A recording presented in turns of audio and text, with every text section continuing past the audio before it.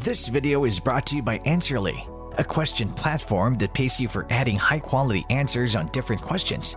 The users are rewarded in Answerly tokens, which they can easily convert into dollars or any other cryptocurrency by using one of the exchanges mentioned in the description. Which war games are worth your time? It's a tricky question to answer since war is sort of the default here in the world of PC gaming. It never changes whether you're fighting World War II or blowing planes out of the sky with bazookas in Battlefield. With games such as Battlefield and World of Tanks and such being so popular, people are looking for more war scenarios where they can sink their teeth into. Hello and welcome back to our YouTube channel. In today's video, we'll be talking about the 10 new war games as of December 2021. If you're new here, make sure to smash that like button, subscribe to our channel, and hit that notification bell to get updates whenever we post. Here are 10 in no particular order, the war games to watch out for. Let us begin with Call of Duty Vanguard. Call of Duty Vanguard's campaign starts off on the right track, literally. An explosive train sequence through a burning Hamburg, Germany thrills as you jump between carriages, fending off dozens of angry Nazis on your way to a submarine base. Any story is only good as its villains, and with these Nazis, you really can't go wrong in that department. Two high-ranking German officers serves as a 1-2 punch in this regard and have a lovely time chewing the scenery whilst dancing the waltz. Enlisted. Enlisted is an FPS where players experience life as a soldier during World War II, featuring battles like the invasion of Normandy.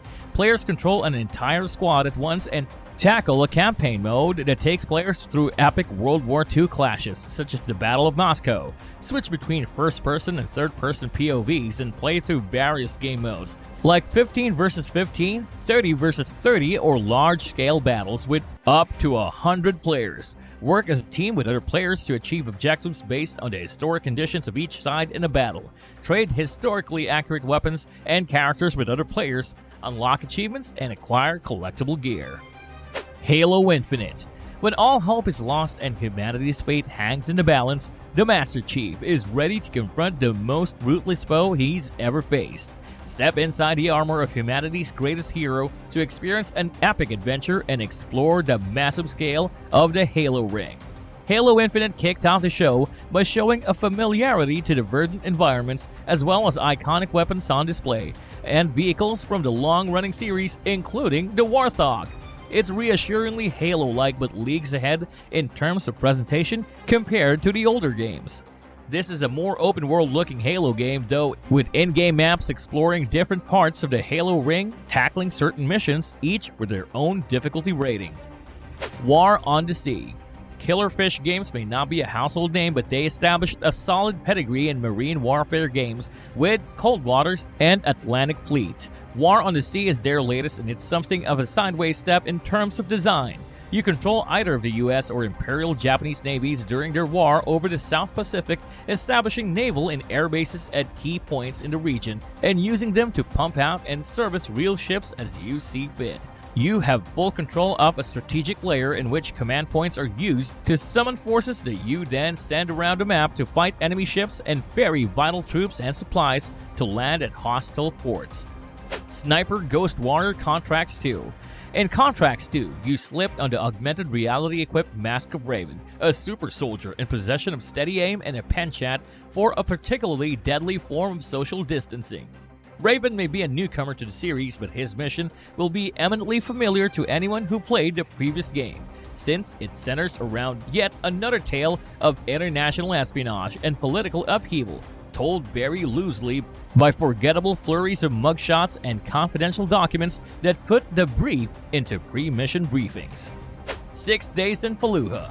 6 Days in Fallujah is a rebooted war crime simulator showing the one-sided propaganda for the US war machine.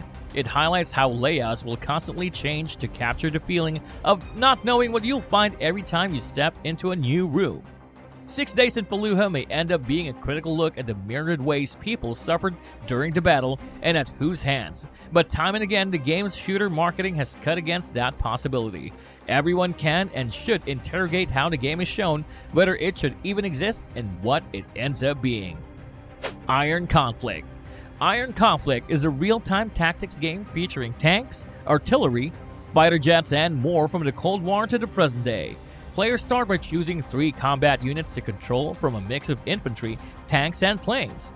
Different combat units have specific strengths and weaknesses, and they can be further customized through the use of tech trees, skills, and modules.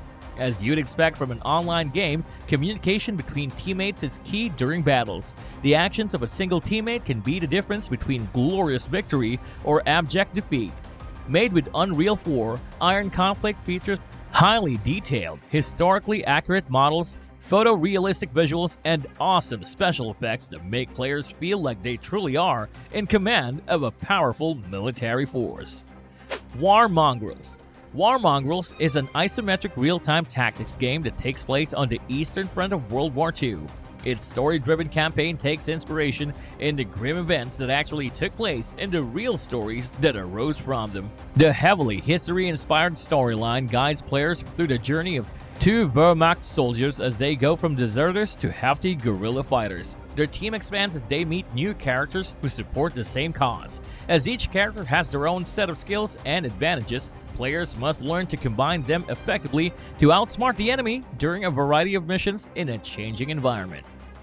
Stronghold Warlords. For 20 years now, the Stronghold series has fortified itself in an interesting place, somewhere between a city builder and a more traditional real-time strategy. Stronghold Warlords continues this tradition with a new flavor as it takes us, for the first time in the series, to the battlefields of ancient and medieval East Asia, where you can choose from 4 historical real-life leaders of China, Japan, Vietnam, and Mongolia. But as an RTS, it feels like it's still living in the mists of the past. And the city building, while it can be an interesting and almost zen little puzzle, often feels at odds with the goal of straightforwardly conquering your enemies. Keeping happiness at least somewhat positive is important because it's the only way your population will grow, and raising taxes to afford higher tier units is only possible if you're giving something back in return, like more rice rations or fancy new silk duds. This helps your cities feel like a bit more than just a collection of peasants dumping gold in a pile to fund your armies like in a traditional RTS. But once those armies get on the move, that's sort of all it boils down to. Martha is Dead. Martha is Dead is an up-and-coming psychological horror game from Wired Productions and LKA that goes beyond what one would assume from a scary gaming adventure. Instead of cheap jump scares and tired storylines, Martha is Dead explores the horrors of World War II Italy.